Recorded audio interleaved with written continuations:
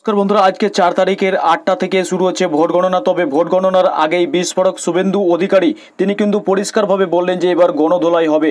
আর গণধোলাই কাদেরকে হবে তার জন্য বলেছেন। প্রথমে তিনি কিন্তু হুঁশিয়ারি দিয়ে রাখলেন, ভোট গণনার আগের দিন হিংসার আভাস তিনি পেয়ে গেছেন। আর তিনি এর জন্য এজেন্টদের নিয়ে বৈঠকের পর সাংবাদিকদের মুখোমুখি হয়েছিলেন। তারপরে তিনি বলেছেন আইপ্যাক আর পুলিশ যদি নোংরামি করে তাহলে এবার গণধোলাই হবে। শুভেন্দুবাবু আরও বলেছেন যে গণতন্ত্র রক্ষা ডু অর ডাই, আইপ্যাক আর পুলিশ নোংরামি করলে এবার গণধোলাই হবে।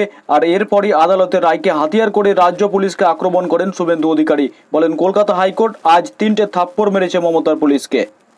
তিনি কি বলেছেন অবশ্যই আপনাদের শোনাবো। তার আগে জেনে নিন যে পশ্চিমবঙ্গে 42টি লোকসভা কেন্দ্রে ভোট গণনায় কারচুপি যাতে না হয় তার জন্য কিন্তু এবার শাসক বিরোধী দুই পক্ষই কিন্তু মেতে উঠেছে। কমিশনের তরফে গণনা উপলক্ষে কড়া নজরদারি কিন্তু দেওয়া হয়েছে।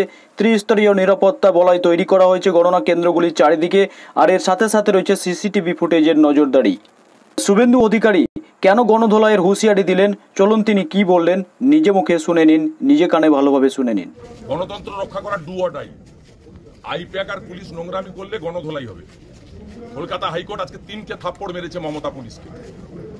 এক, নন্দীগ্রামে আমাদের নেতা 6 জন নেতাকে একটা মুসলিম মেয়েকে ডেকে এনে ফলস মামলা করিয়েছে। এত নিম্নমানের মমতার পুলিশ, এর ফল ভোগ করতে হবে। এত পাপ করছে, ধ্বংস হয়ে যাবে, আমরা ঈশ্বরে বিশ্বাস করি।